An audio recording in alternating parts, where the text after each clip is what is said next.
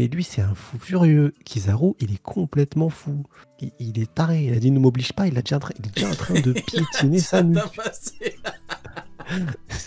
Lui, c'est vraiment le daron rebeu qui te dit viens là, je vais pas te taper. Ouais, il est indéfendable. Il a fait le même coup. Même moi, j'essaie de le défendre, tu vois, c'est pas possible. Il est indéfendable. Hein. Même moi, je vous promets, j'ai tenté. Hein, j'ai dit allez, il y a peut-être encore une. Non, c'est une grosse merde, c'est tout. Je suis désolé. Hein.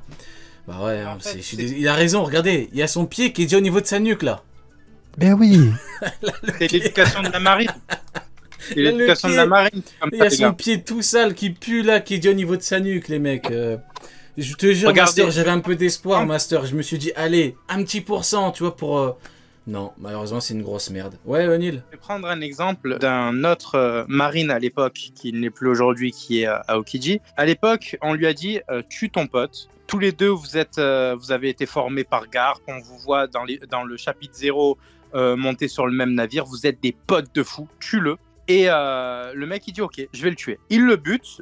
La dernière volonté du gars, c'est laisse survivre Robin et laisse-lui se faire une place dans ce monde. Qu'est-ce qu'il se dit? Je vais utiliser l'escargophone doré, je vais appeler le CP9 et je vais kidnapper Robin pour la tuer. C'est le seul truc qui se dit à ce moment-là. Donc en mode, ils ont plus aucun ils ont plus aucun sens du jugement. Tu vois ce que je veux dire? Genre, elle, il l'a connue petite parce que Kuma avait des liens avec Vegapunk et que lui aussi avait des liens avec Vegapunk. Il en a plus rien à foutre de l'envoyer contre un homme. Il s'en fout, ça y est, dans sa tête, je t'ai dit tout à l'heure, il est plus proche du robot que de l'humain. Il n'y a plus d'humanité, il n'y a plus d'amitié, il n'y a plus rien. Donc non, il regrette même pas d'avoir tabassé Sentomaru, qui est considéré comme son neveu adoptif, un enfant qu'il a adopté, qu'il a éduqué, tu vois ce que je veux dire? Genre, même ça, il l'a tabassé. Ouais. Donc il n'y a plus rien, il n'y a plus aucune humanité dans ce personnage. Faut arrêter, et ne cherchez pas d'humanité dans un personnage de la marine, autre que les Kobe et les light side, on va dire, tu vois, le côté, le bon côté de la force, tu vois. À part ceux-là, là, qui d'ailleurs ont tous quitté bizarrement la marine. Bizarre, Neil. Bizarre. Très chelou. Les seuls qui peuvent proposer quelque chose bizarre, ils sont dans un truc secret, c'est vrai, effectivement. Je te jure, ouais. Les trois lumières de la marine selon Garp, Kobe, Hermep et Prince Gus. Les trois, c'est des swords. Frère, au bout d'un moment, attends, Neil, qu'est-ce que tu sous-entends? T'es en train de sous-entendre que Garp, qui a fait un Galaxy Impact qui n'a eu aucun impact, et qui a fait une technique finale nommée contre Pizarro et qui n'en a pas one-shot, tu sous-entends que lui, qui est dans la marine, est donc une merde? C'est ça que tu me dis, Neil? Ah, mais de toute façon, à partir du moment où tu dis, ok, tuez tous les bébés que vous voulez, mais je sauve celui-là, frère, c'est qu'il y a un problème. C'est qu'il y a un vrai problème dans ton humanité aussi. Tu vois il l'a pas sauvé, frérot. Hein, il l'a pas sauvé, il arrive à 21 mois. Non, mais en mode, vous voulez rien leur laisser, je vous jure. Vous êtes trop mauvais. Soit il est vraiment nul.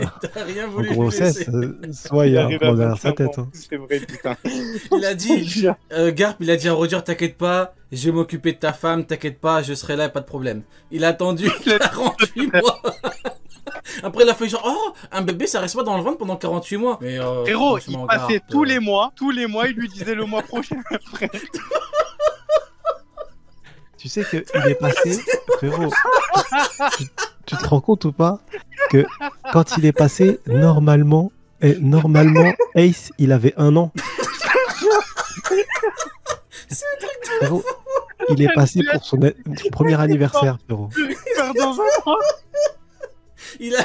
En fait, il voulait qu'elle accouche quand Ace il a 18 ans, il voulait qu'il soit déjà majeur. C'est comme c'est la pas de responsabilité. Quand ça dit, oh, écoute, t'as fait ton choix. Non, c'est un truc de fou. Non, je vous jure, Garp est un fou furieux. Il venait tous les mois. Il venait tous les mois comme le loyer, frérot. Et tu te rappelles Kizaru qui est là à dire ah mince, mais les Tenryubito vont pas nous lâcher tant qu'on n'aura pas ramené les esclaves qui se sont enfuis. Je te jure, attends. Il cherchait les esclaves qui se sont enfuis. Qui veut pas payer la pension alimentaire. Tous les mois. C'est trop grave, je te jure. Non, t'as dit quoi, Sonic, qui cherchait les esclaves? Kizaru. Tu te rappelles pas? Il était là à dire oh, il nous casse la tête, il faut qu'on ramène les esclaves qui se sont échappés à Shabaudi. Parce qu'il y a eu la vente aux esclaves, les esclaves se sont barrés. Et du coup, il avait en tête d'aller... C'est parce que c'est la vérité. Hein. C'est un fou. C'est un fou furieux. Fisher Tiger, là, il voulait absolument le faire. à l'époque. Il était même pas amiral. Honnêtement, je soupçonne un petit peu de racisme hein, avec les hommes poissons. Voilà, Kizaru, bizarre. Après, voilà, je n'affirme rien. Je dis juste que, voilà, Kizaru, c'est louche. Mais bon, en tout cas, on est servi. Hein. Entre Garp qui one-shot pas Pizarro et qui tue des bébés, lui qui veut prendre des esclaves, l'homme vert, on n'en parle même pas. Il dit carrément, vous n'êtes même pas des humains, vous n'avez pas de droit, vous. En fait, il n'y a que Fujitora. Heureusement que Fujitora. Il n'y a que Optique 2000 qui lui a porté ses cojones. Il a chié sur l'amiral en chef. Il a dit, mais je t'avais dit de pas venir. Il a dit, bah techniquement, je suis pas là. Je suis à Marijois, dégage de là. Ah, il a bien chié dessus, c'est très bon. Et ouais, il s'est mis face à un amiral, là où il y avait les Tenryubito pour protéger des esclaves et leur permettre de s'échapper. Lui, il a été capable des fois, et il l'a fait à Dressrosa aussi. Il a assumé que le monde entier ait l'information, la bonne information. En vrai, comparé aux autres amiraux, ça n'a rien à voir. Hein. C'est le jour et la nuit. Hein. C'est incomparable. J'en viens.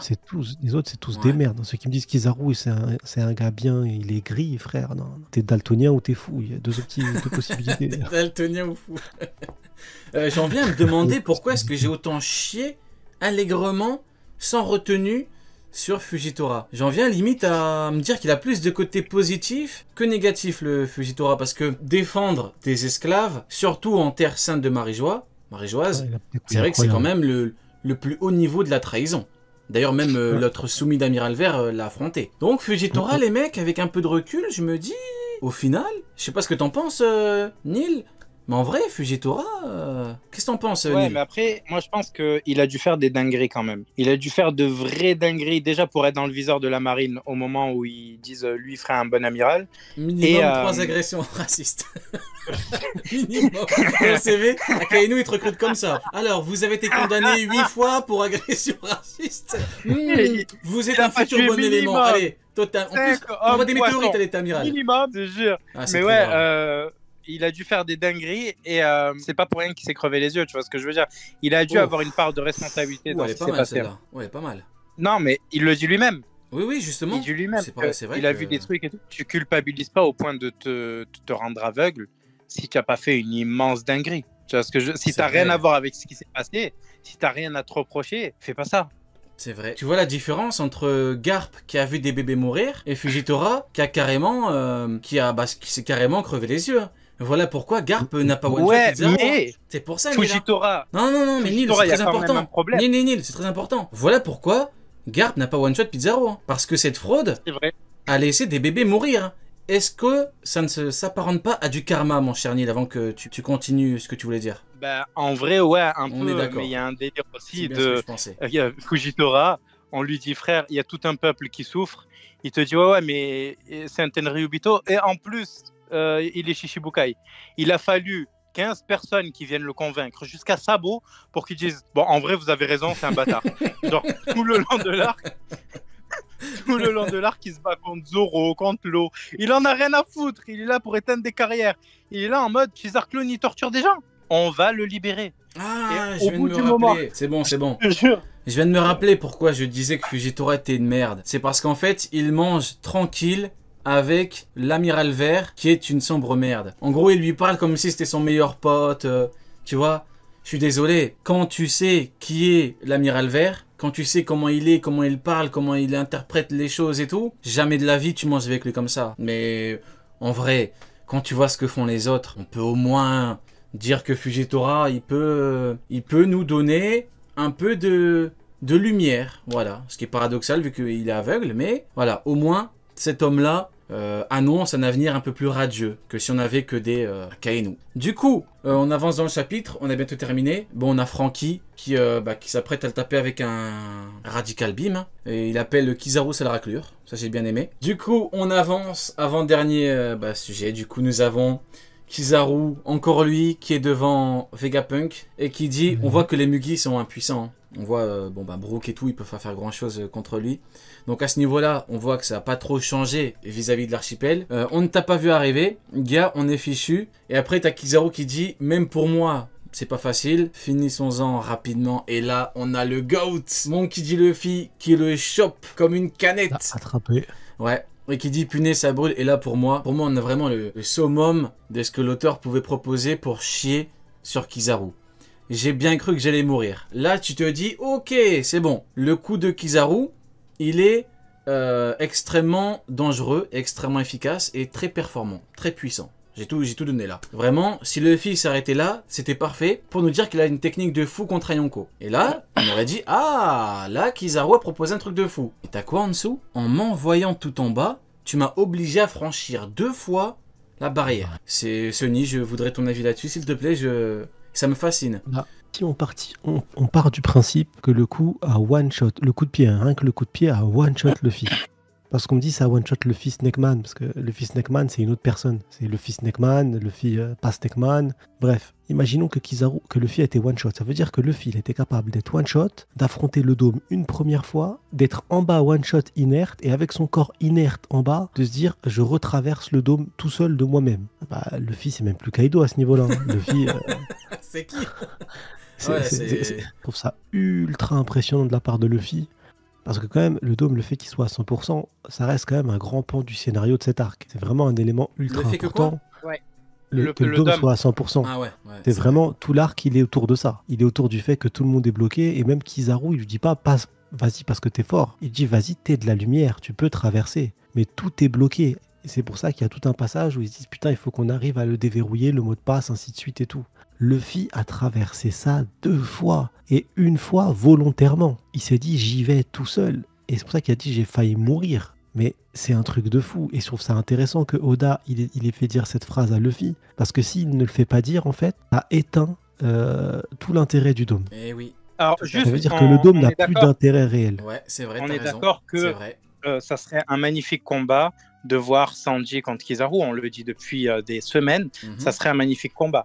Alors, moi, ce que je disais à Sunny en off, c'est que j'aime pas quand il y a des teubés dans mon propre camp. Le chat, vous me dites depuis tout à l'heure, où est Jinbei? Mais dans le même chapitre, on peut vous dire où est Sanji. Ça veut pas dire qu'il serait pas intervenu, mais vous êtes bêtes ou quoi? Non, mais genre, attends, je sais pas où est Jinbei. C'est Oda qui décide. Il a juste posé une question, il a pas dit où il est où Jinbei en mode c'est une fraude, Nil, il s'est pas foutu de sa gueule. Bah si, il a marqué Pimbe, frère. Oui, mais après c'est vrai, c'est Pimbe, c'est une petite fraude, c'est le mec qui en profite. On va se calmer de suite sur Jinbei. Non, après c'est vrai que l'horrible Pimbe n'est jamais là quand on a besoin de lui, Nil, je pense que tu seras d'accord avec moi. Non, t'es pas d'accord? Ce que je suis d'accord pour dire surtout, c'est que j'aime pas quand il y a des teubés dans mon propre camp. Ça va, Nil.